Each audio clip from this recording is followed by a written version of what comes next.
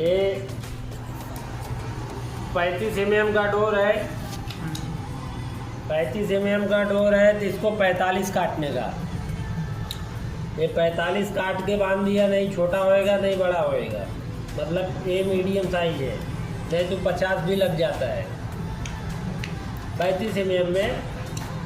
और तुम्हारा 1.25 का डोर है तो 35 mm काटने का। और 50 का डोर है 2 इंच का, उसको काटने का 60 काटने का। अभी नॉर्मल अपना 45 का ही काटते हैं 35 mm डोर में। अभी लो ये मैं काट रहा हूँ 45।